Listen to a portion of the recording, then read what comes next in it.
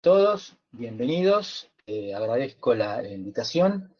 Así que bueno, a ver, ahí tienen en pantalla el temario que habíamos previsto originalmente antes de todo esto que ha ocurrido en la Argentina, que es en materia de reforma impositiva, ver dos temas que tienen que ver con la ley, obviamente, la 27.541, que es la reforma de impuestos a las ganancias y la reforma de impuestos a los bienes personales. Pero bueno, me pidió por favor Camila que en los primeros 7, 8, 10 minutos que haga por favor una introducción de qué normas urgentes se han dictado en materia tributaria desde la cuarentena hasta el día de la fecha. Repito, en materia tributaria, o sea que no me voy a meter en temas laborales, en temas societarios, temas contables o cosas por el estilo. Repito, exclusivamente temas tributarios. A ver, el decreto original de cuarentena es el decreto 297, que se publicó el día 20 de marzo. El día 20 de marzo. Establecía la cuarentena hasta el día 31 de marzo. El decreto complementario es el decreto 325, que se publicó el 31 de marzo, que es el que prorroga la cuarentena hasta el 12 de abril. Entonces, repito, decreto 297 y decreto 325. En relación a estos dos decretos, que son los decretos madres, en materia tributaria se publicaron 4 decretos, incluyendo el del día de hoy. Repito, incluyendo el del día de hoy. ¿Cuáles son esos 4 decretos? El primero es el decreto 298 del día 20 de marzo. Lo que hizo este decreto 298 del día 20 de marzo es suspender todos los plazos hasta el 31 de marzo. Y el 31 de marzo, este mismo decreto 298 es prorrogado a través del decreto 372. Y ese decreto 372, que repito, prorroga la fecha del 298, establece suspensión de plazos hasta el día 12 de abril. Así que este es, si bien son dos decretos, es el primer decreto, el 298, prorrogado por el 372.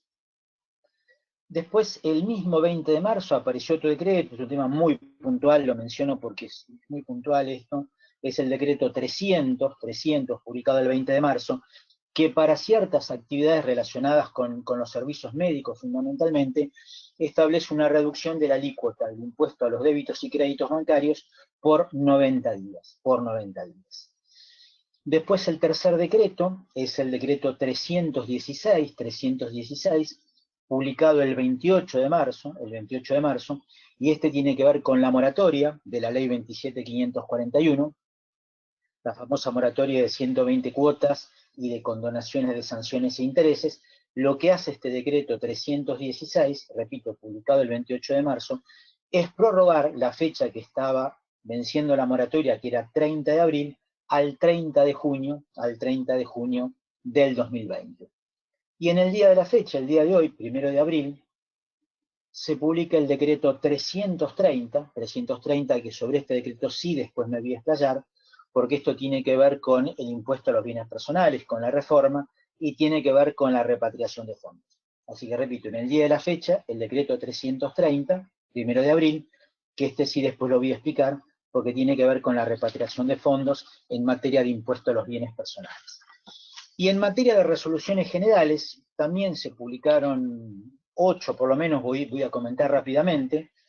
La primera resolución general es 2 días anterior a la cuarentena, porque es del 18 de marzo, la 4682, que fue la que estableció la feria administrativa hasta el 31 de marzo. Bueno, esta resolución seguramente en el día de hoy todavía no está en el boletín oficial, pero seguramente en algún suplemento, y si no saldrá mañana, se volverá a prorrogar. Porque repito, la 4682 establece la feria administrativa hasta el 31 de marzo, lo cual debe ser prorrogado hasta el día 12 de abril.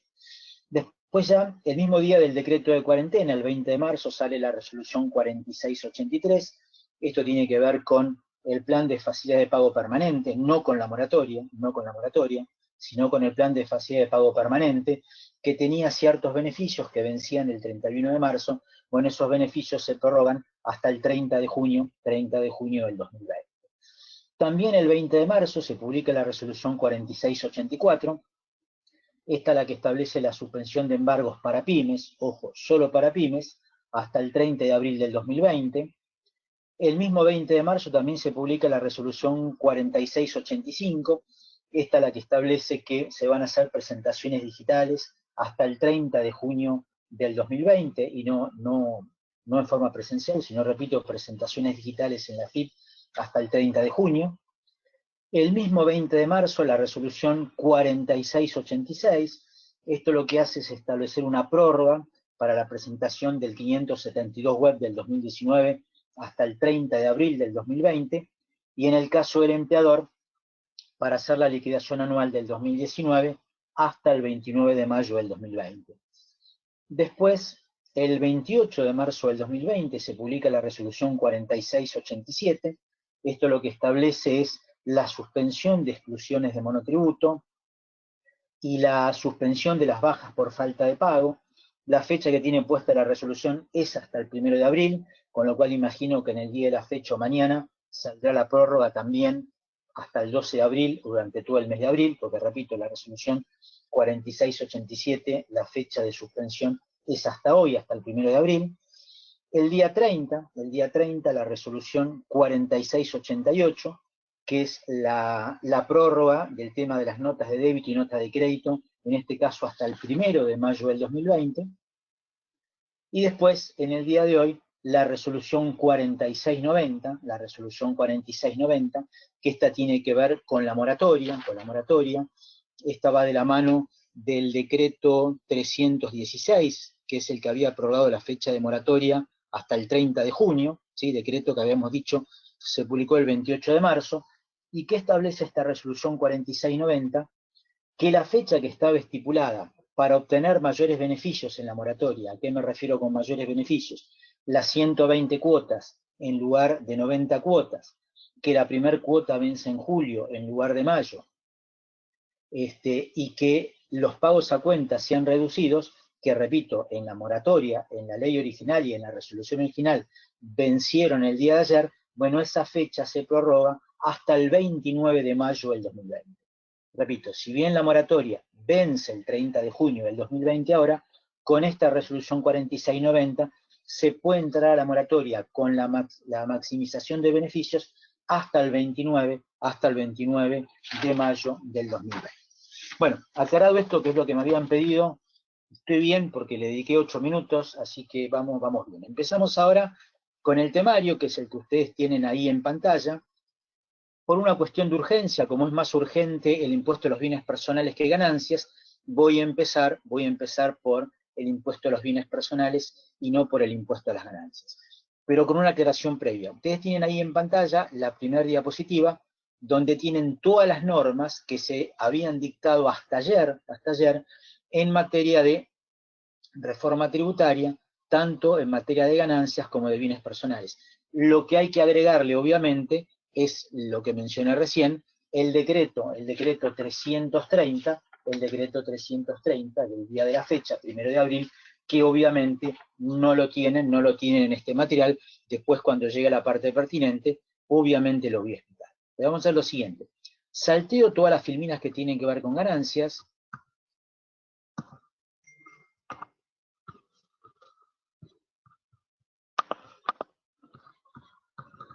Y vamos a empezar por el impuesto sobre los bienes personales. Esperen que llego. Digo bienes personales porque vamos a ver que con el decreto de hoy ahora tenemos un vencimiento el 30 de abril, si es que no se vuelve a prorrogar.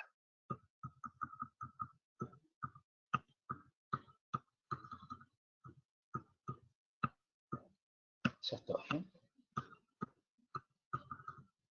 Bien, bienes personales. A ver, en este listado de normas, fíjense que está la ley 27.541, el decreto 99, modificado por el 116, este decreto fue modificado por el 116, la resolución 4.673, que es la que establece un pago a cuenta, tres comunicaciones del Banco Central, fíjense la 6.893, la 11.952 y la 6.941, y una resolución de la Comisión Nacional de Valores, que es la 828. Obviamente, reitero, está faltando el decreto del día de la fecha, que es el decreto 303. Bueno, Empecemos a desarrollar el tema entonces en lo que tiene que ver con la reforma de bienes personales. Lo primero que hace la ley 27.541 es modificar el artículo 25 de la ley de impuesto a los bienes personales, artículo que en principio debería ser sencillo, porque son las alícuotas del tributo. Vamos a ver que ahora con esta reforma, este artículo dejó de ser sencillo. ¿Por qué digo esto? Porque hasta el año pasado, 2018, nosotros veníamos con alícuotas fijas. Son las que les acabo de poner en pantalla. Estas alícuotas se habían establecido por la ley de blanqueo, la 27.260, que fueron del 0.75, del 0.50 y del 0.25 para el 2016, 2017 y para el 2018. Pero fíjense, acá que les agrego en esta filmina, y ya voy a volver a la anterior. Producto de la ley 27.480, se habían publicado las nuevas tablas para el periodo fiscal 2019, que son las que ustedes tienen acá en este slide, en esta filmina. Fíjense que son alícuotas obviamente mayores que las del año 2018, alícuotas que rondan entre el 0,25 y el 0,75.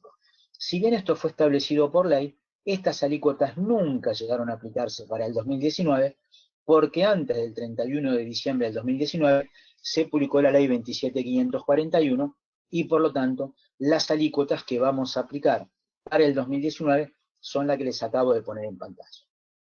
Son alícuotas que tienen una escala progresiva y que van con una alícuota mínima del 0,50 hasta una alícuota del 1,25. Lo cual, ya esto es una mala noticia, porque si lo comparamos con el año 2018, las alícuotas son muchísimo más altas que las del año pasado. Pero en realidad, esto que puede parecer una mala noticia, en realidad es la buena noticia, porque dentro de un rato vamos a ver que estas alícuotas pueden incrementarse aún más. Así que repito, estamos hablando de los sujetos del artículo 17, inciso A de la Ley de Bienes Personales, es decir, que estamos hablando de las personas humanas residentes en la República Argentina, y subrayo la palabra residentes, no dije sujetos domiciliados en Argentina, porque vamos a ver en un rato que el concepto de domicilio en la Ley de Bienes Personales fue modificado por el concepto de residencia en los términos de la Ley de Impuesto a las Ganancias. ¿Qué quiere decir entonces? Que yo, por ejemplo, Oscar Fernández, contador público, residente de la República Argentina, estas son mis nuevas alícuotas del impuesto a los bienes personales para el año 2019. Si vamos a ver que no es del todo cierto lo que estoy diciendo. No me voy a detener acá a establecer cuál es la confiscatoriedad, la posibilidad de esto llevarlo a la justicia, porque no me daría el tiempo, pero seguramente a alguien se le va a ocurrir hacer algún planteo judicial. Hoy mi intención es que entiendan la parte técnica, cómo deben liquidar en el mes de junio el impuesto sobre los bienes personales. Pero repito, alícuotas que van del 0,50 al 1,25%. Me detengo un cachito acá porque esto no fue modificado por la ley 27.541, y me detengo un cachito porque el mínimo no imponible del año 2019 en materia de bienes personales no es igual que el del 2018. Es decir, los mínimos del 16, 17 y 18 habían sido establecidos por la ley de blanqueo, la 27.260, mientras que la 27.480 estableció el mínimo no imponible para el año 2019. Y esto no fue modificado por la 27.541. ¿Qué quiere decir? Que el mínimo no imponible para una persona humana para el periodo fiscal 2019 es de 2 millones de pesos y no 1.050.000 como fue el año pasado. Sí la novedad es que inauguramos en la declaración jurada del 2019 este nuevo importe de 18 millones de pesos para la casa habitación. ¿Qué quiere decir esto? Que si el monto de la casa habitación está por debajo de 18 millones de pesos, la casa habitación no tributa bienes personales. Mientras que si la casa habitación está por encima de 18 millones de pesos, tributa bienes personales por la totalidad, como fue siempre. Así que repito, si bien esto no tiene que ver con la 27.541, esto sí lo introdujo la ley 27.480 y no fue modificado por la 27.540. Bien. Hasta acá lo que es más o menos sencillo. ¿Qué ocurrió entonces ahora con el nuevo artículo 25? Y ahora me voy a detener en el segundo párrafo del artículo 25 de la Ley de Bienes Personales. ¿Qué es lo que hace la 27.541? Le otorga facultades al Poder Ejecutivo por 2 periodos fiscales. ¿Por qué digo 2 periodos fiscales? Porque fíjese que es hasta el 31 de diciembre del 2020 y el impuesto de los bienes personales es una foto al 31 de diciembre del 19 y una foto al 31 de diciembre del 2020. Por eso digo que esta facultad que la ley le da al Ejecutivo es por 2 periodos fiscales. ¿De qué? ¿De qué? De incrementar las alícuotas que acabo de explicar, que iban del 0,50 al 1,25, y llevarlas al doble. ¿En qué caso? En el caso de que ese sujeto del artículo 17, inciso A, es decir, persona humana residente, tenga bienes situados en el exterior. Y esto ya nunca ocurrió en bienes personales, acá me detengo un cachito. ¿Qué quiere decir? Voy a poner un ejemplo bien tonto. Tengo un solo inmueble en la República Argentina y tengo un solo inmueble en la República Oriental del Uruguay. ¿Qué quiere decir? Que por el inmueble de la Argentina voy a tributar una alícuota y por el inmueble del exterior voy a tributar otra alícuota. No quiere decir esto que tenga que hacer 2 declaraciones juradas distintas, porque esto se va a refundir en una sola declaración jurada y el impuesto va a ser único. Pero esto es una novedad importante. Entonces, alícuotas para los bienes del país y alícuotas para los bienes del exterior. Las alícuotas no están establecidas en la ley, vamos a ver después que están establecidas en el decreto. Pero sigo con este segundo párrafo del artículo 25. Y esto ya pareciera ser que el decreto es casi esquizofrénico acá. Porque ¿qué hace primero? Le da facultades al Ejecutivo para duplicar la alícuota. Y después dice, bueno, pero también le voy a dar facultades al Ejecutivo para volver a disminuirla. O sea, te doy facultades para aumentar la alícuota hasta el doble y te doy facultades para disminuirla. ¿Para disminuirla en qué casos? Y acá voy despacio porque esto es un tema de conflicto que hoy vamos a ver que todavía no está resuelto. ¿Cuál es la facultad entonces que le da la ley al Poder Ejecutivo? Para disminuirla en el caso de activos financieros situados en el exterior. ¿Qué quiere decir? Que si no tengo activos financieros en el exterior, por ejemplo, tengo solo inmuebles, no voy a poder pagar alícuota reducida. Repito, las facultades que la ley le da al Ejecutivo es para volver a la alícuota reducida, la que termina en el 1,25, 0,50, 1,25, en el caso de que haya activos financieros en el exterior y siempre y cuando se verifique la repatriación de la realización de esos activos financieros. Y otra aclaración importante, no puedo repatriar un activo financiero. Lo único que yo puedo repatriar son divisas. ¿Qué quiere decir? Que yo tengo una cuenta bancaria, es fácil, repatrio un porcentaje de esa cuenta bancaria. Después vamos a ver cuál es el porcentaje.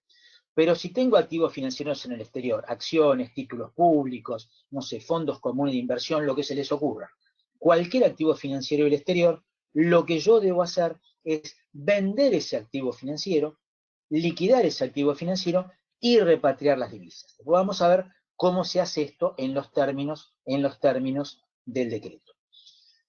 Y una aclaración más de este segundo párrafo del artículo 25. Claro, esto era necesario porque hasta ahora el impuesto a los bienes personales tenía una sola alícuota que incluía todos los bienes del país y todos los bienes del exterior.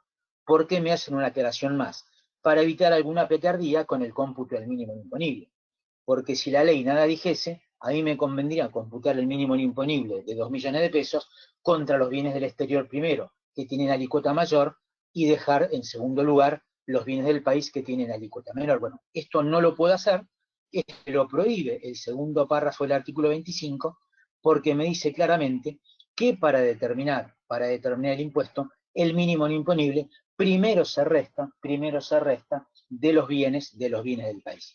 Y si me quedara algún valor residual, caso raro porque tendría que ser un contribuyente que tenga menos de 2 millones de pesos, valuado según la ley de bienes personales, de bienes en el país, y en ese caso, bueno, si hubiese algún excedente, lo puede imputar contra los bienes del exterior. Sigo con la ley, si bien lo sustancial está en el decreto. Sigue el artículo 25 y me va a dar una definición de qué debe entenderse por activos financieros situados en el exterior. Antes de desarrollar lo que está acá en este slide, vamos a parar 2 segundos, porque la ley de bienes personales no fue modificada en lo que son los artículos 19 y 20. ¿Qué quiere decir esto? Que el artículo 19 de la ley de bienes personales sigue definiendo cuáles son los bienes situados en el país. Y el artículo 20 de la ley de bienes personales sigue definiendo cuáles son los bienes situados en el exterior, y esto, repito, no fue modificado, no fue modificado por la 27540. Vamos a plantear algún ejemplo sencillo. Vamos a suponer que yo tengo títulos públicos del Estado Nacional, provincial o municipal, o que tengo acciones de YPF, por mencionar dos ejemplos sencillos. Los títulos públicos del Estado Nacional, provincial o municipal, con la definición del artículo 19 de la Ley de Bienes Personales, son siempre bienes situados en el país. No importa que yo los pueda tener depositados en una cartera de inversiones del exterior, porque lo que importa en los términos del artículo 19 de la Ley de Bienes Personales, esto incluso si queremos lo podemos complementar con el artículo 31 del decreto reglamentario de la Ley de Bienes Personales, que me dice que es de aplicación supletoria a la Ley de Ganancias, y en este caso el artículo de la Ley de Ganancias, que sería de aplicación supletoria, es el artículo 7, modificado por la Ley 27430. Con lo cual, del juego armónico del artículo 19, 20 de la Ley de Bienes Personales, 31 del DR de Bienes Personales y el 7 de la Ley de Ganancias, concluimos que los títulos públicos del Estado Nacional, provincial o municipal siempre son bienes situados en el país, independientemente de que estén en el exterior. Contrario censo, puedo tener títulos públicos del Estado Federativo de Brasil depositados en una cartera de inversión en la República Argentina. Bueno, esos títulos públicos siempre son bienes situados en el exterior, porque el emisor de esos títulos públicos justamente es el Estado Federativo de Brasil. Lo mismo pasa con acciones de YPF. Si esas acciones de YPF yo las tengo depositadas en una DR en el exterior o en cualquier cartera de inversiones en el exterior. El emisor de las acciones de YPF es una empresa constituida en el país y por lo tanto las acciones de YPF siempre están situadas en la República Argentina a los efectos de bienes personales. Y acá también, contrario censo, yo tuviese acciones, no sé, de Tenaris, depositadas en un CDR en el Banco Galicia o en cualquier cartera de inversiones en la Argentina, esas acciones, por más que estén en la Argentina, siempre son bienes situados en el exterior, porque Tenaris es una sociedad constituida en el exterior, en este caso en Luxemburgo. Ahora esto sí, que acabo de explicar, se complementa ¿con qué? Con esta definición de activos financieros que está en el artículo 25, segundo párrafo de la Ley de Bienes Personales, modificado por la 27541. ¿Y por qué digo esto? Porque acá se incluyen y se definen activos financieros a conceptos que en la Ley del Mercado de Capitales no son activos financieros. Pero a estos efectos, que es el impuesto de los bienes personales, sí lo son. Bueno, ¿cuáles son? Vamos a enumerarlos rápidamente. Tenencia de moneda extranjera depositada en entidades bancarias y o financieras del exterior. ¿Qué quiere decir? Que si yo tuviese dinero en efectivo en una caja de seguridad en el exterior, eso no es un activo financiero a estos efectos.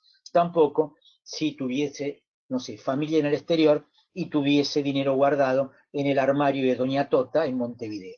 Repito, para que sea un activo financiero, la moneda extranjera tiene que estar depositada en entidades bancarias del exterior.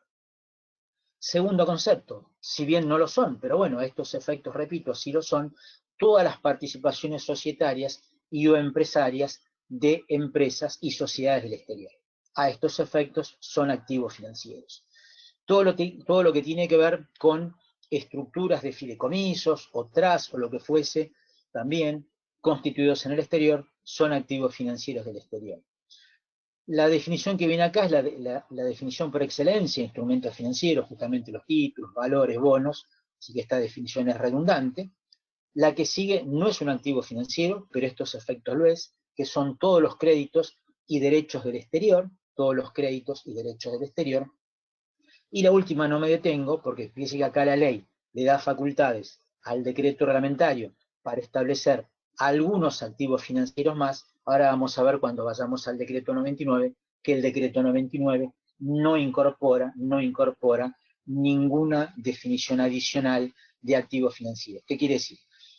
Que esto es importante para ahora cuando lleguemos al decreto 99, ver cómo vamos a determinar las alícuotas y demás. Entonces, repito, ¿cómo defino un activo financiero? Con esta definición, pero sin olvidarme de lo que dicen los artículos 19 y 20 de la Ley de Bienes Personales, el 31 del decreto reglamentario y el 7 de la Ley de Impuesto a las Ganancias.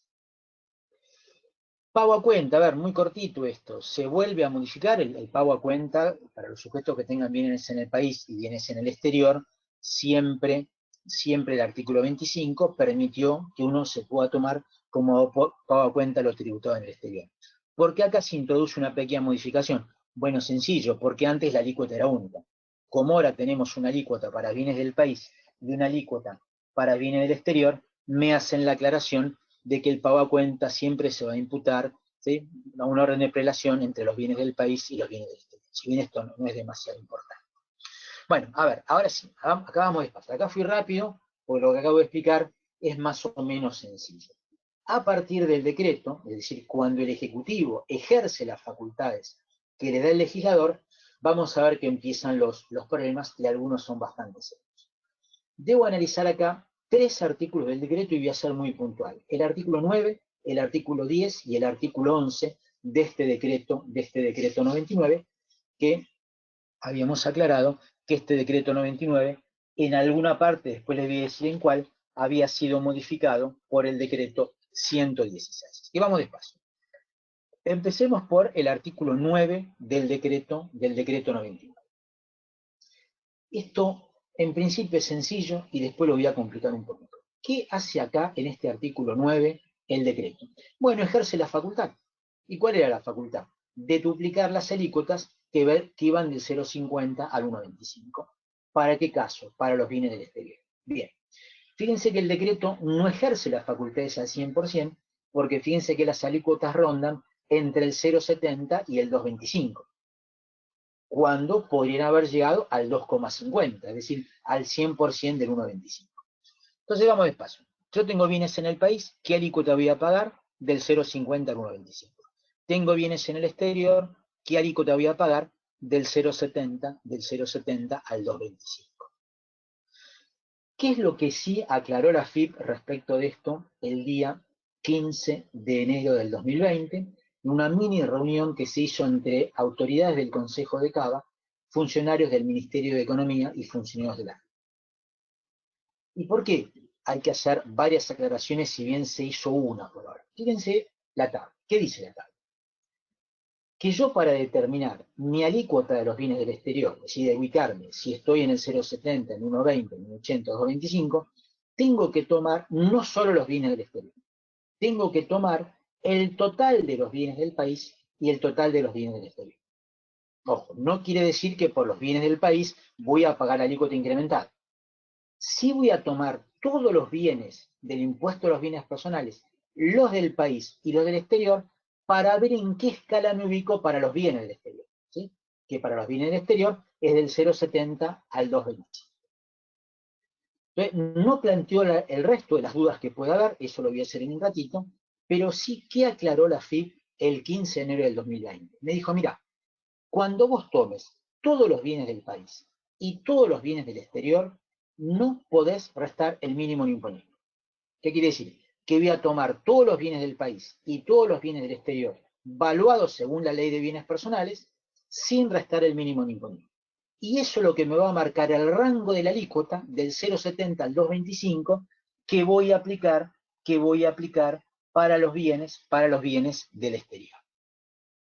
A ver, ya me voy a meter en los problemas, porque hasta acá es muy claro, podré no compartirlo, pero es muy claro lo que acaba de aclarar la FIP el 15 de enero del 2020.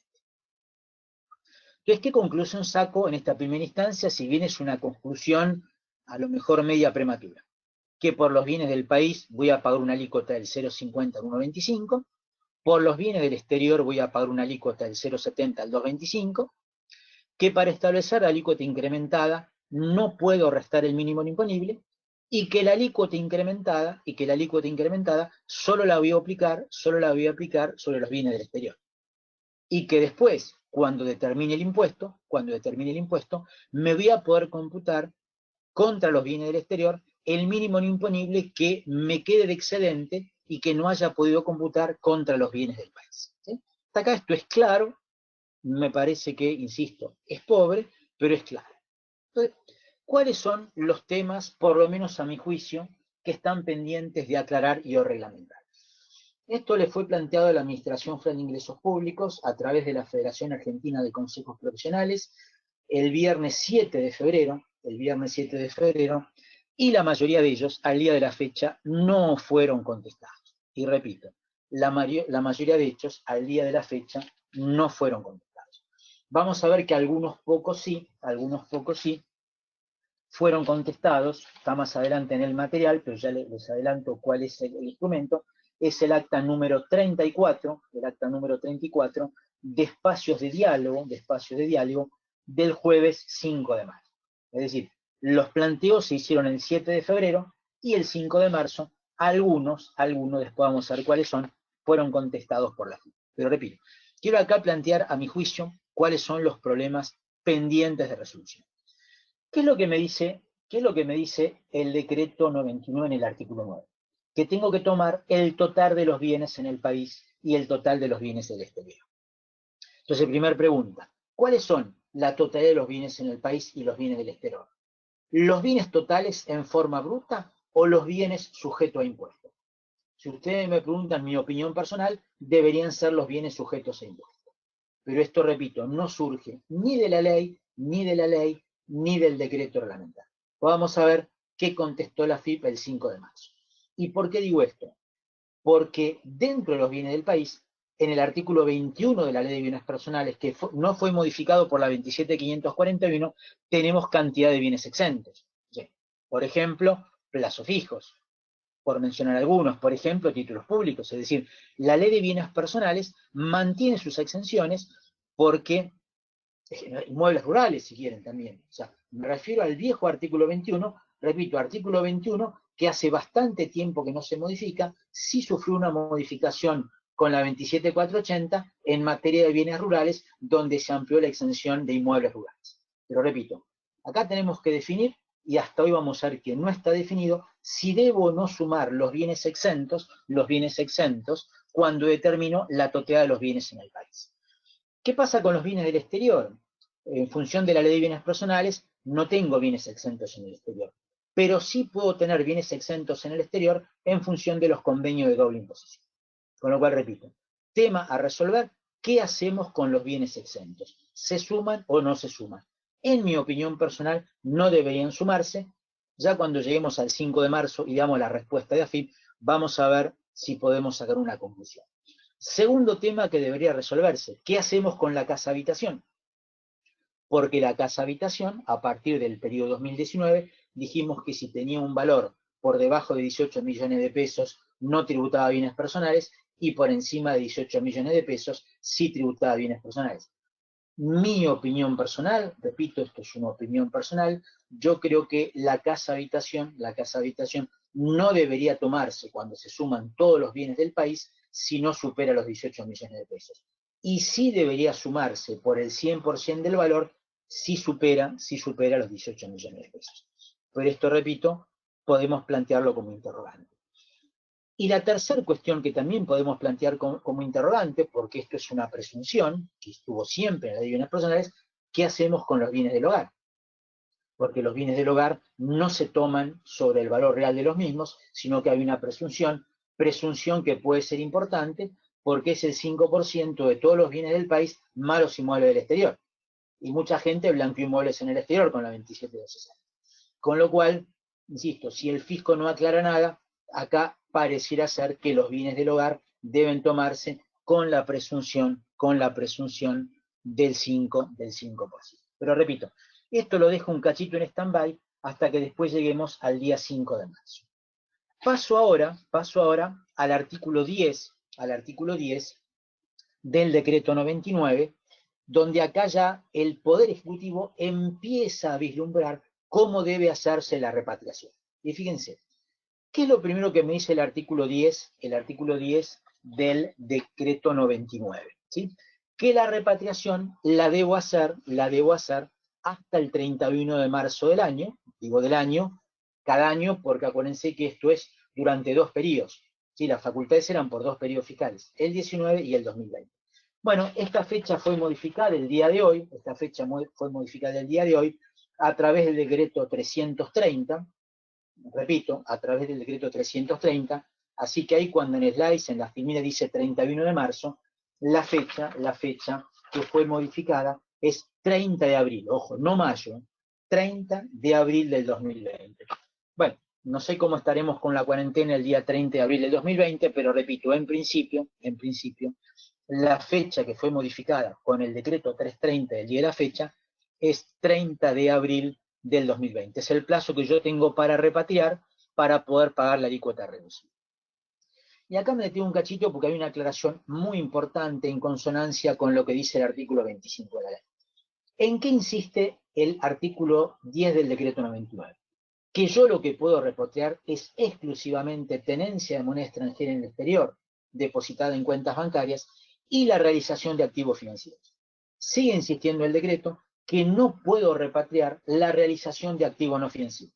Quiere decir que en un ejemplo extremo, si alguien solo tuviese inmuebles en el exterior, por los inmuebles del exterior tiene que pagar la alícuota incrementada que puede llegar al 2,25 porque justamente no se puede realizar un activo no financiero para realizar una repatriación. Obviamente, si tengo activos financieros y no financieros, sí ahí puedo ejercer la repatriación. Paso al artículo 11, y este es el artículo más importante de todos.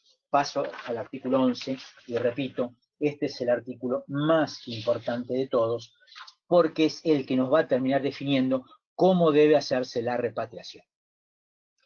Y este artículo 11 del decreto 99, vamos a ver que fue modificado por el decreto 116 del 30 de enero del 2020. Pero acá vamos despacio. A ver, ¿qué es lo que dice este artículo 11, entonces, del decreto 99? Obviamente me insiste que la fecha que yo tengo para repatriar es 31 de marzo del 2020. Acuérdense que esta fecha se pasó al 30 de abril del 2020. Pero acá aparece el porcentaje que estaba dentro de las facultades delegadas. ¿Cuánto tengo yo que repatriar? Tengo que repatriar el 5% de todos los bienes en el exterior. Repito, tengo que repatriar el 5% de todos los bienes en el exterior. ¿Qué quiere decir? Vamos a poner un ejemplo y vamos a ver cómo esto se resuelve. Supongamos que yo tengo bienes en el exterior por 15 millones de pesos. De hecho, este ejemplo está más adelante en el material que ustedes tienen, o si no lo tienen, ya lo van a recibir. Supongamos que yo tengo 15 millones digo de mangos, porque podrán ser euros, podrán ser dólares, lo que está seguro que no son pesos. Tengo 15 millones de mangos en el exterior. Esos 15 millones de mangos que tengo en el exterior está compuesto 10 millones por activos financieros y 5 por inmuebles, activos no financieros. Está claro que tengo que repatriar el 5% de los 15 millones. Ahora la pregunta es, repatriando el 5% de los 15 millones, ¿yo voy a pagar alícuota reducida del 1,25 por los 15 millones?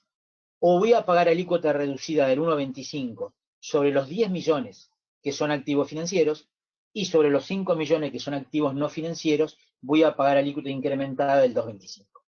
Vamos despacio. Con la definición del artículo 25, segundo párrafo de la Ley de Bienes Personales, la norma es clarísima. Solo puedo pagar la alícuota reducida por los activos financieros. ¿Qué quiere decir? Que en mi ejemplo, aún repatriando el 5% de los 15 millones, voy a pagar el 1,25 sobre 10 millones que son activos financieros del exterior y voy a pagar el 2,25 sobre los 5 millones que son los activos no financieros. Repito, eso es lo que dice la ley. Ahora empiezo a opinar y lo que voy a decir es mi opinión personal. Yo creo que producto de la redacción de este primer párrafo del artículo 11 del decreto 99, repito, producto de esta redacción del primer párrafo del artículo 11 del decreto 99, como me remite al artículo 9 del decreto y no me remite al artículo 25 de la ley, en mi opinión, entiendo que hay sólidos argumentos para que si yo repatrio el 5% de todos los bienes del exterior, en mi caso los 15 millones, puedo aplicar la alícuota reducida sobre todos los bienes del exterior. Pero repito, esto es mi opinión personal y ya adelanto que esto no fue contestado por la FIN en la reunión del 5 de marzo. Con lo cual, esto es muy importante porque esto puede hacer que alguien decida no repatriar. Continúo con el artículo 11 del decreto.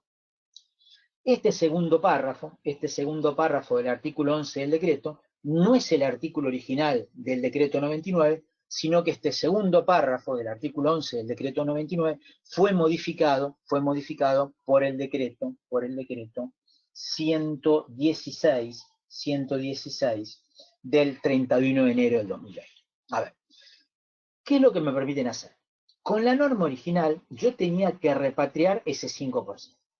Y ese 5% lo tenía que dejar depositado en una cuenta bancaria hasta el 31 de diciembre del 2020.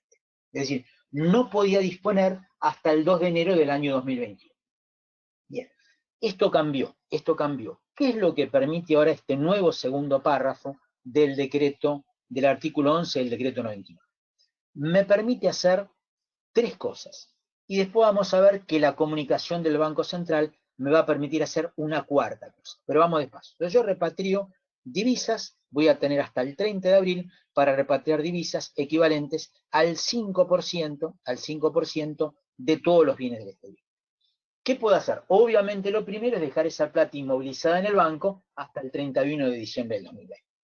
Pero si yo quisiera, y esto el decreto me lo permite, no sé si me conviene, pero el decreto me lo permite, yo podría vender esas divisas, pero ojo, lo debo hacer a la cotización del mercado único y libre de cambios. Acá nada de dólar bolsa, nada de contado con liqui. Le vendo mi moneda extranjera al banco, me hago de pesos, los pesos los puedo retirar y con los pesos pago sueldos o me compro un auto o hago lo que yo quiera, me voy de vacaciones, obviamente cuando termine la cuarentena. Lo repito, puedo venderle las divisas al banco en la que vinieron, ¿sí?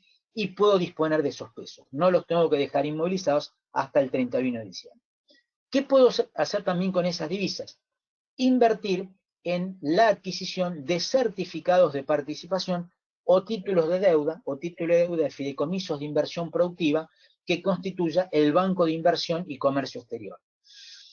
Insisto, no sé lo que va a rendir esta inversión durante el año 2020, pero bueno, es una opción si yo no quiero mantener los dólares o los euros inmovilizados en el banco, y obviamente la inversión que hice, tanto en la adquisición o en los títulos de deuda, la tengo que tener inmovilizada hasta el 31 de diciembre del 2020.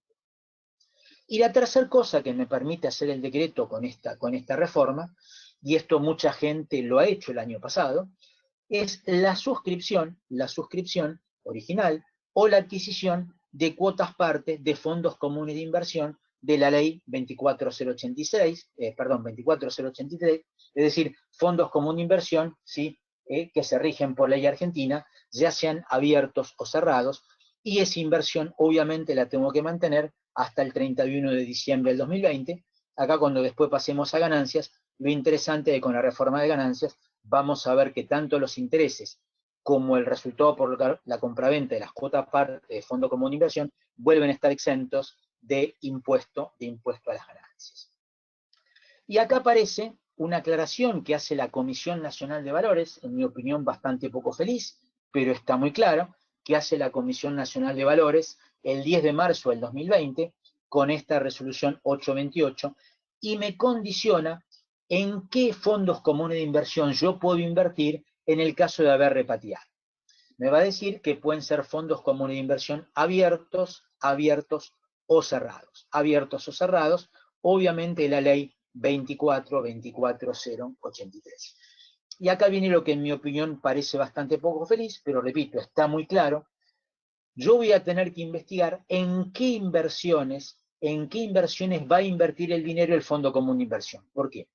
Para que yo pueda invertir en el Fondo Común de Inversión y poder pagar la alícuota reducida producto de la repatriación, el Fondo Común de Inversión tiene que haber por lo menos invertido en un 75% en activos emitidos y negociados en el país.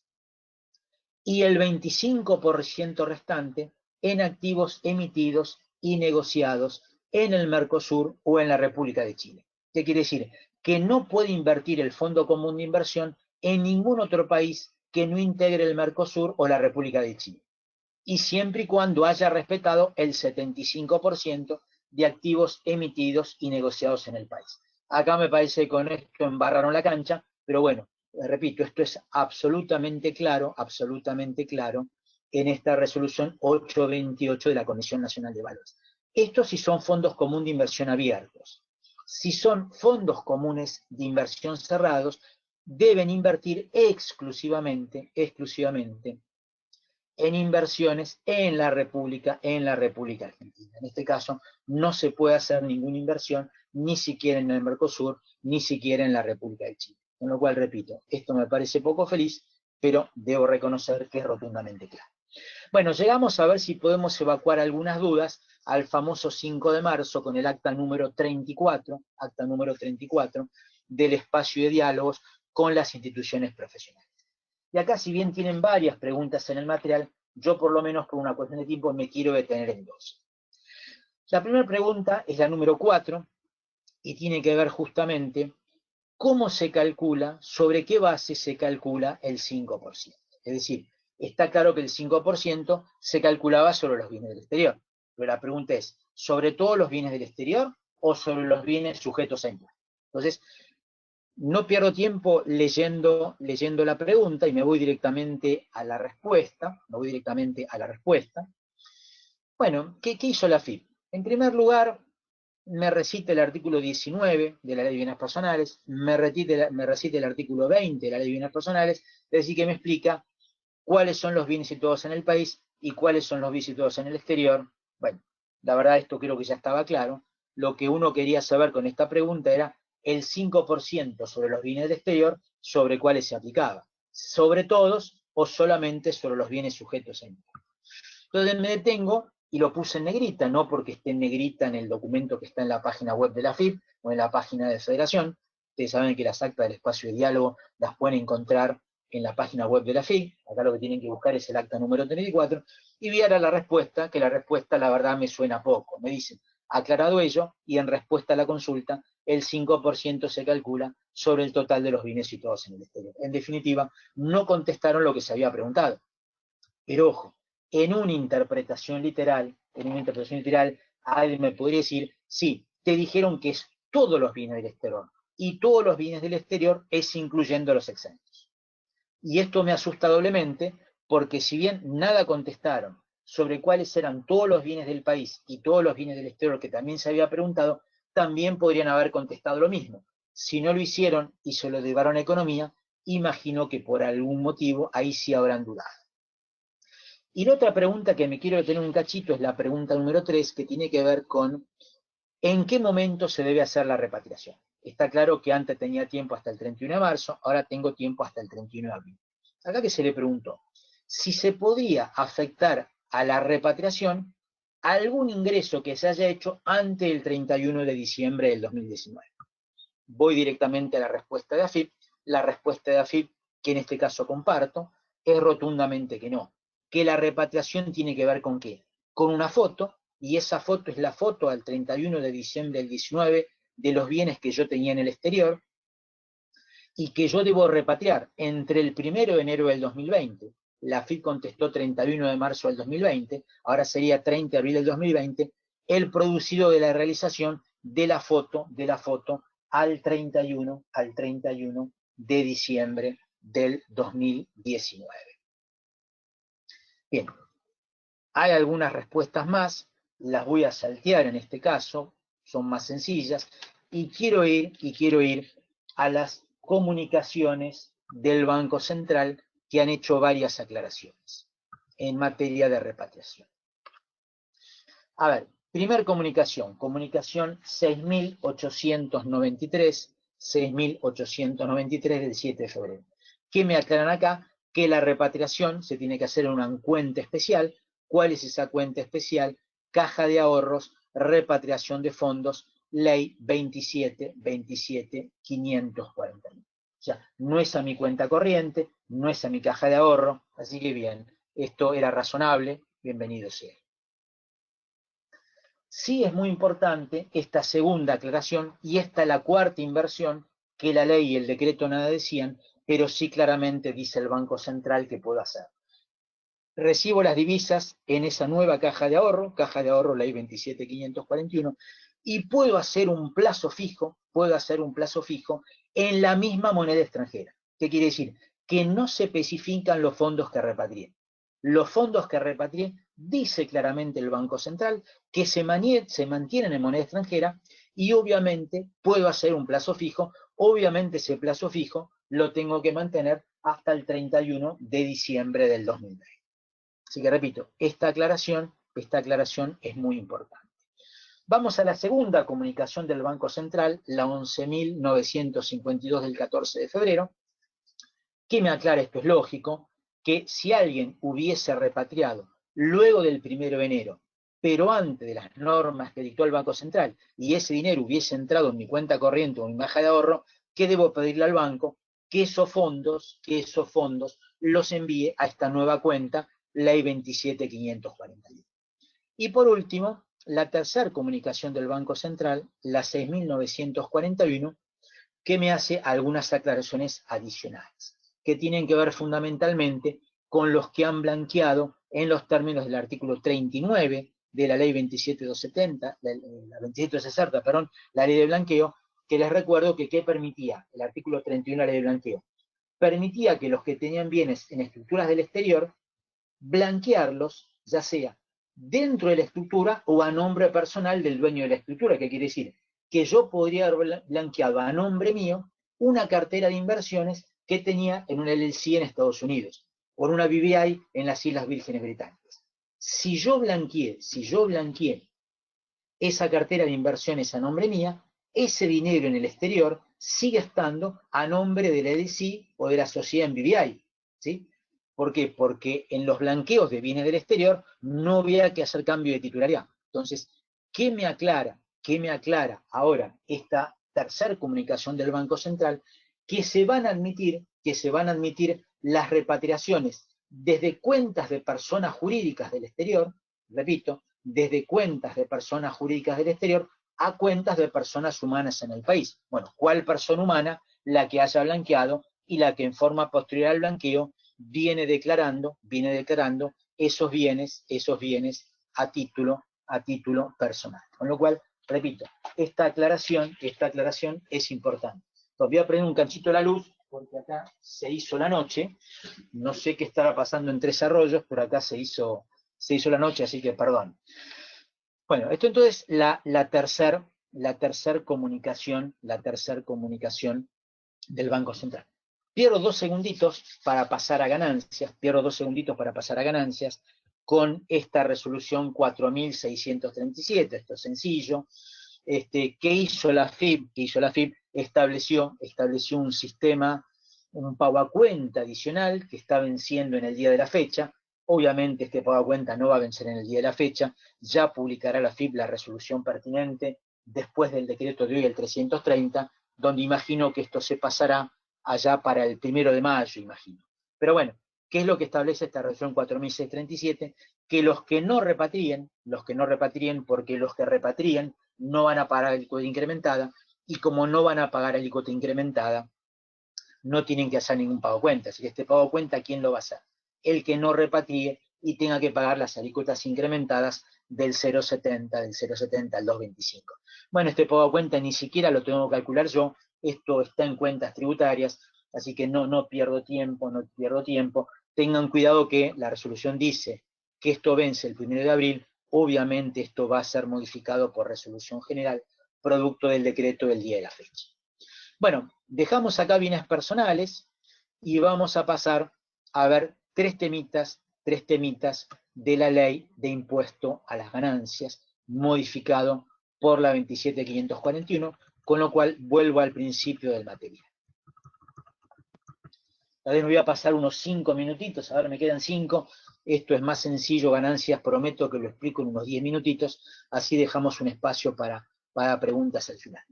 Primer tema que se modifica, si bien nada conceptual, es el tema del ajuste por inflación impositiva.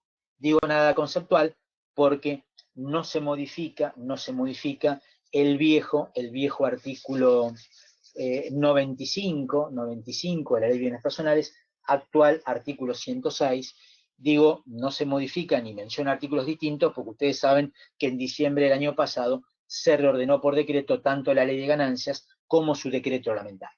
Con lo cual, lo que era el artículo 95 de ajuste por inflación, ahora es el artículo 106, repito, artículo que no fue modificado.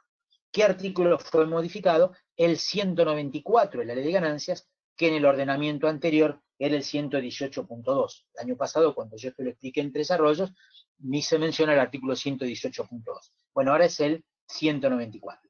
¿Y qué es lo que cambia si lo comparamos con el periodo anterior? En el periodo anterior, los que hacían ajuste por inflación no lo podían computar todo junto, sino que se computaba en tercios. ¿Qué dice ahora el nuevo artículo 194? Que para el primer y segundo ejercicio iniciado a partir del 1.1.19, el ajuste por inflación de ganancia o de pérdida se imputa en sextos. Repito, no se imputa ni en una cuota ni en 3 cuotas, como decía la norma anterior, sino que para el primer y segundo ejercicio iniciado 1.1.19 se imputa en sextos. ¿Qué quiere decir esto? Que en un cierre de diciembre del 19, que ahora vamos a ver que debo hacer ajuste por inflación impositivo, repito, en un cierre 31 de diciembre del 19, que ahora vamos a ver que debo hacer ajuste por inflación impositivo, ya se imputa en sextos. ¿Y por qué digo que en un cierre de diciembre del 19 debo hacer ajuste por inflación impositiva? Justamente porque no se modificó el viejo 95, el actual 106, en sus 2 últimos párrafos. ¿Por qué? Porque hasta los cierres, noviembre del 19, la inflación a superar, yo acá les hago un resumen, lo explico rápido esto, porque esto no fue modificado, hasta los cierres noviembre del 19, la inflación a superar era el 55%, razón por la cual en noviembre del 19, como no se superó el 55%, en la inflación media en IPC no hicimos ajuste por inflación impositiva. Pero en un cierre, diciembre del 19, ya estoy en el segundo ejercicio, al que hacen mención los 2 últimos párrafos del artículo 106 de la Ley de Impuesto a las Ganancias, que no fueron modificados por la 27.541, y por lo tanto la inflación a superar es el 30%. Como la inflación del 2019, medida en IPC, fue del 53,80%, en un cierre, diciembre del 19, tengo que hacer ajuste por inflación impositiva. Y muy cortito, ¿qué pasaría con los cierres enero del 20 a noviembre del 20? Exactamente lo mismo. En la medida que la inflación entre enero del 20 a noviembre del 20 supere el 30%, debo hacer ajuste por inflación, y cuando llegue a diciembre del 2021, a diciembre del 2020, cuando llegue, repito, porque hice lío, diciembre del 19, la inflación a superar es del 30%. Lo mismo con los cierres, enero del 20 a noviembre del 20. Mientras que en diciembre del 2020, ahí ya la inflación a superar es del 15%. Entonces, ojo con los cierres de diciembre, que tenemos que hacer ajuste por inflación impositiva. Ahí pasé por alto, alguien después si le interesa puede ver un fallo de la Cámara Federal de Córdoba. Y a ver, una pequeña aclaración de 30 segundos, aunque sea. Diciembre del 18 no hicimos ajuste por inflación. Repito, diciembre del 18 no hicimos ajuste por inflación. Diciembre del 2019 sí vamos a tener que hacer ajuste por inflación, porque esto es importante por los sujetos que no fueron modificados. Ojo que el ajuste por inflación es para todos los sujetos con renta de tercera. Esto abarca desde una sociedad, pasando una sociedad de hecho, o una explotación unipersonal. Pues, ojo con los cierres de diciembre. Sociedades unipersonales y sociedades de hecho, debemos hacer ajuste por inflación. Segundo tema. Nueva exención en materia de impuesto a las ganancias para rentas financieras. ¿Qué hace el artículo 33 concretamente? Vamos a ver por qué estoy haciendo hincapié en el artículo, por la vigencia. ¿Qué hace el artículo 33 de la ley 27.541? Modifica el inciso H del artículo 26, no ya más el 20, el artículo 26 de la ley de ganancia, que son las exenciones. Y fíjense, ahora, ¿qué es lo que está exento en lo que es intereses de depósitos? ¿Sí? Yo ahí en la filmina les pongo cómo era en la ley anterior y cómo es en la ley actual. ¿Qué es lo que queda exento? intereses por depósitos en entidades financieras. ¿Sí? ¿En qué? En cajas de ahorro todos. ¿Qué quiere decir? Moneda nacional o moneda extranjera. En cuentas especiales de ahorro todos. Moneda nacional o moneda extranjera. Pero distinto es en plazo fijo. Porque en plazo fijo, para que yo tenga derecho a la exención, el plazo fijo tiene que ser en moneda nacional. ¿Qué quiere decir? Que el plazo fijo en moneda extranjera no está exento. Lo repito, cuidado. Caja de ahorro y cuentas especiales de ahorro, moneda nacional y moneda extranjera exento.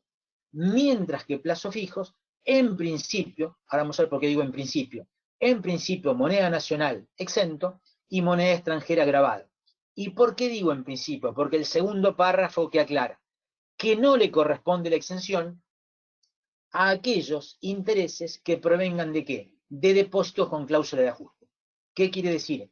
Que si tengo un depósito con cláusula de ajuste, un depósito a plazo fijo con cláusula de ajuste, por ejemplo los UVA, por tener cláusula de ajuste no tengo derecho a la exención. Quiere decir entonces que los plazos fijos solo van a estar exentos los en moneda nacional sin cláusula de ajuste. Y van a estar grabados los que son en moneda nacional con cláusula de ajuste y los que son en moneda extranjera. Cierro un cachito la ventana porque está lloviendo terriblemente y no me van a escuchar por el ruido.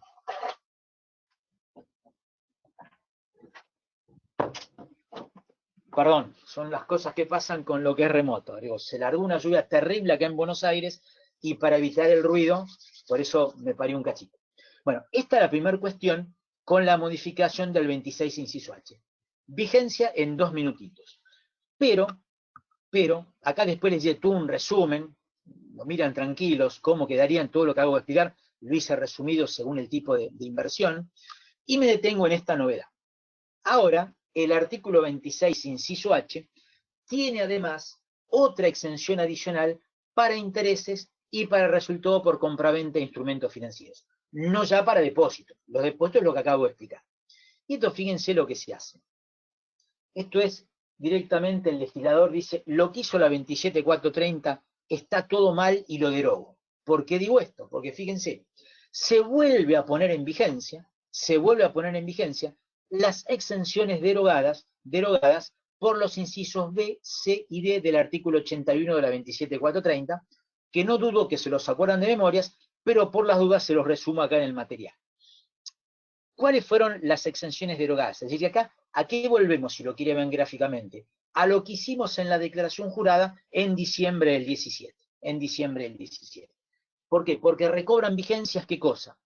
El artículo 36 bis, puntos 3 y 4 de la ley 23.576, es decir, la exención para intereses de títulos públicos, la exención para resultado por compraventa de títulos públicos, la exención para intereses de obligaciones negociables y la exención para compraventa de obligaciones negociables. Es decir, todo lo que estuvo exento a diciembre del 2017 vuelve a estar exento, que es lo que había derogado la 27430.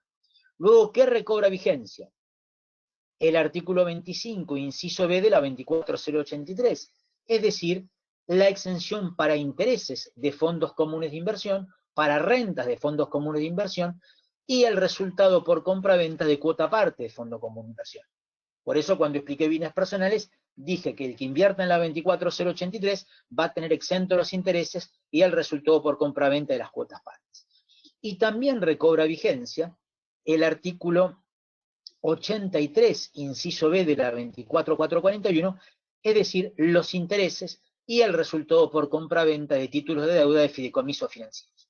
Con lo cual, repito, acá volvemos a las tres exenciones que estaban vigentes por fuera de la ley de ganancias en la 23.576, en la 24.083 y en la 24.441, que habían sido derogadas por la ley 27.430 y que vuelve a implementar nuevamente la 27.540.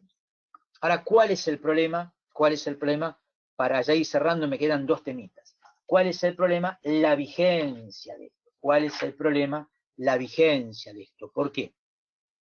Porque el artículo 33 de la 27541, el artículo 33 de la 27541, no tiene una vigencia establecida. Como no tiene vigencia establecida, deberíamos recurrir al artículo 87 de la ley. ¿Y qué dice el artículo 87? que la ley comienza a regir a partir de la publicación en el boletín oficial. Como esta ley fue publicada el 23 de diciembre, la vigencia es periodo fiscal 2019. Sobre esto se le consultó al fisco, el fisco nada contestó el 5 de marzo, sí aclaró que esto se lo derivó a Economía para que lo resuelva Economía. ¿Por qué digo esto? Porque hay versiones en función del texto del proyecto que entró al Congreso, donde el Estado intentaría sostener que esta reforma rige para el 2020 y no para el 2019, como estaba en el proyecto original. Pero bueno, esto no es lo que terminó aprobando el Congreso. ¿Y por qué digo esto? Porque hay una inconsistencia. ¿Dónde está la inconsistencia? En el artículo, bueno, acá pasó todo esto que son la transcripción de las normas que se habían derogado como exención, que es lo que acabo de explicar. En el material les dejo las normas completas. ¿De dónde quiero llegar? Al artículo 47 de la ley 27.541, y acá aparece una pequeña inconsistencia. ¿Por qué digo esto? ¿Por qué hace el artículo 47 para ir cerrando? Establece que en el periodo fiscal 2019 puedo ejercer la misma opción que pude ejercer durante el periodo fiscal 2018, opción que está establecida en el segundo párrafo del artículo 95 del decreto 1170, decreto reglamentario de la ley 27.430. ¿Qué es lo que me permitía hacer? Me permitía diferir en el periodo fiscal 2018, cuando estaban grabados los intereses, no declararlos como renta. ¿Intereses de qué? De títulos públicos u obligaciones negociables. Y diferirlos a aquel momento. Al momento en que yo venda el título público o venda la obligación negociable. Este diferimiento no tiene sentido si sostenemos que la vigencia es para el periodo 2019. ¿Estamos de acuerdo? Dos palabritas más con la vigencia. ¿Qué les pongo acá en el material como recordatorio? La historia pasada, cuando digo pasada, me remito al año 2001. ¿Por qué digo me remito al año 2001? Porque en el año 2001, con la reforma de la ley 25.414, que fue la primera reforma de renta financiera ocurrida ya el 30 de marzo del 2001, entró toda una discusión si el impuesto de las ganancias es de ejercicio anual, no es de ejercicio anual, si rige para todo el periodo, si no rige para todo el periodo. Entonces acá les dejo en el material los dos dictámenes de la Procuración del Tesoro de la Nación que se expidieron al respecto, el 20 del 2005, avanzo, el 224 del 2005, y dos fallos del Tribunal Fiscal, Nerli Antonio, de octubre del 2006, y Beatriz Marindón, de octubre del 2006. ¿Sí? Y ya entonces, para cerrar,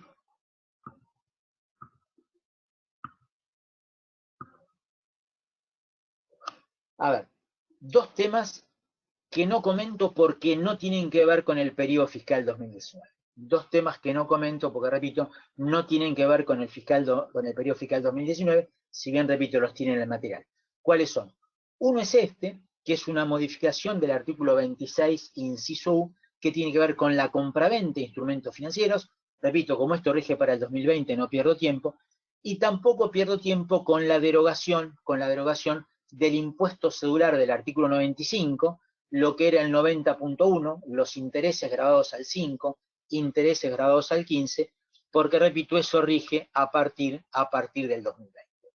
Y si cierro con este tema, esto es muy sencillo, así que 30 segundos, ¿qué es lo que hace el artículo 46 de la 27.541? Esto se había establecido el año pasado por decreto 561, del año 2019, que había sido para empleados y jubilados exclusivamente, no para autónomos, para empleados y jubilados, un incremento del 20%, del mínimo imponible, más deducción especial, no cargas de familia. Mínimo imponible, más deducción especial. Bueno, esto que se había hecho por decreto, ahora se incorpora para el periodo fiscal 2019 en la ley, y los beneficios entonces del decreto 561 del 2019 rigen para los empleados y jubilados para el periodo fiscal 2019. ¿Esto a qué nos lleva? a un absurdo, que entonces, por ejemplo, quien les habla, persona humana inscripta en el impuesto de las ganancias y en el impuesto de agregado, durante el periodo fiscal 2019, voy a tener un mínimo imponible menor que el de un empleado o jubilado. Porque, a ver, siempre nos discriminaron con la deducción especial, pero no con el mínimo imponible. Concretamente, un jubilado, un empleado, un pensionado, el mínimo no imponible para el 2019 va a ser de 103.018,79, mientras que los autónomos, el mínimo es de 85.848,99. El punto 7 no pierdo tiempo, porque eso recién rige a partir del año 2021, que es mantener por un periodo fiscal más la alícuota del 30% en lugar del 25% para las sociedades, y por ende la alícuota para los dividendos en el 7% en lugar del 13%. Bueno, me pasé 11 minutos, que fueron los 8 o 9 minutos que le dediqué a la parte de introducción, así que bueno, ahora Mónica seguramente me vas a decir cuáles son las preguntas y las consultas, así las podemos contestar. Dale, Oscar, todo muy claro hasta ahora. Tenemos algunas preguntas. Una es sobre la modificación que hubo de casa-habitación para bienes personales. Es decir, que cuando supera los 18 millones, en ese caso tributa por la totalidad. No hay una escala. Sí, claro, sí, es correcto. Yo no me expliqué sobre esa reforma porque no tiene que ver con la 27.541, tiene que ver con la 27.480, pero sí es correcto. Bueno, a ver, yo digo esto, nunca salió el decreto reglamentario de la 27.480. El fisco hasta ahora nunca sacó una resolución general, con lo cual viene con 1 año y meses de atraso el fisco. Es decir, mi opinión concretamente es que si la casa habitación, valuada según el artículo 22 de bienes personales, supera los 18 millones, tributa sobre el total y no sobre el excedente, porque esto justamente no es un mínimo imponible, es un problema de evaluación. Sí, esa es mi opinión concretamente. La del fisco no entraremos algún día, porque repito, nunca reglamentaron la 27.480, no hay decreto reglamentario y no hay resolución general de AFIP. Si bien esto la doctrina es pacífica, no he visto nadie que opine lo contrario, pero bueno, insisto, faltaría la reglamentación del fisco. Bien, bueno, acá tenemos otra pregunta que nos dice: buen día, Oscar, todo muy claro. Entiendo que la tenencia de títulos públicos argentinos depositados en el exterior no cuentan a los efectos de repatriación, considerándose que son bienes en el país. Rotundamente claro, sí, por supuesto, exactamente. Pero cuidado, a ver, no cuenta cuando yo determino el 5% de los bienes del exterior. No cuenta porque eso, por más que está en el exterior, es un bien del país. ¿Por qué es un bien del país? Porque claramente lo establece el 19 de bienes personales y el 7 de ganancias. Pero cuidado cuando yo vaya a tomar la totalidad de los bienes del país y la totalidad de los bienes en el exterior para determinar la alícuota del 0,70 al 2,25 para los bienes del exterior. En una interpretación literal habría que tomar todos los bienes, incluyendo los exentos. Pero repito, para repatriar, clarísimo, rotundamente no. Bien. Acá tenemos otra respecto también de la repatriación en relación a la caja de ahorro especial, si se abre en el mismo banco donde uno es cliente y en caso de ser un plazo fijo, ¿hasta cuándo hay que inmovilizar esos fondos? Siempre la inmovilización hasta el 31 de diciembre. Entonces yo no fui claro.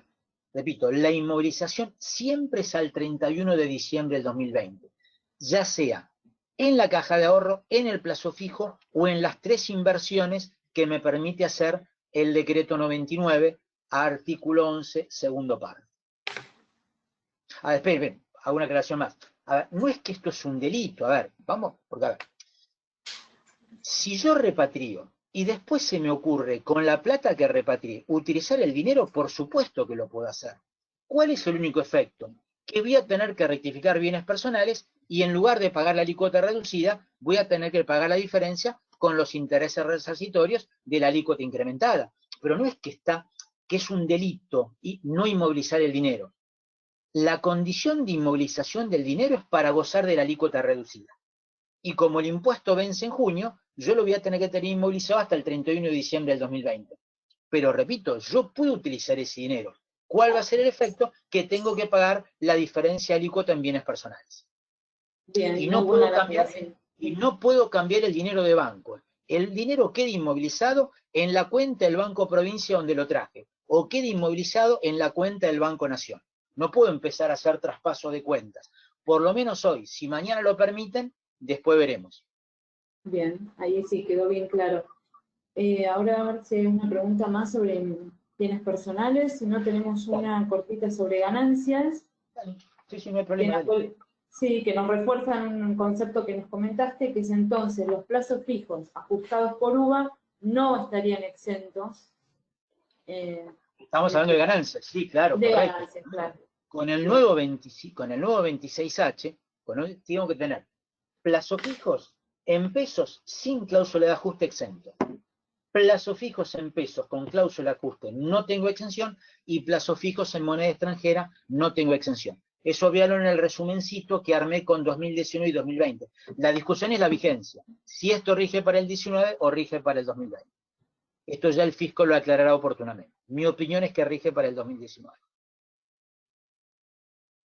Bien, tenemos otra pregunta.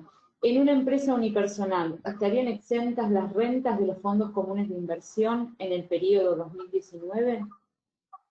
No, nunca estuvieron exentas. Renta de tercera categoría, rotundamente no. Nunca. No. Las exenciones son para personas humanas, no para sujetos con renta de tercera. Todo lo que está afectado a renta de tercera no tiene derecho a la exención ni la tuvo nunca. Desde el año 2001 a la fecha. No, acuérdense que esto es para personas humanas. Nunca para algo afectado a renta de tercera categoría. Ahí la sugerencia es decirle al cliente, el fondo común de inversión no lo afectes a la explotación unipersonal, déjalo por fuera como inversión del titular de la explotación unipersonal. Como hicimos toda la vida del año 2001 a la fecha. Bueno, muy bien, ¿Qué más? claro. Por el momento creo que no tendríamos ninguna pregunta más. No sé si alguno tiene algo más para agregar. Estamos revisando si nos llegó alguna pregunta por WhatsApp. Recuerden que también pueden hacerlo enviándolo al mismo teléfono donde les llegó la invitación.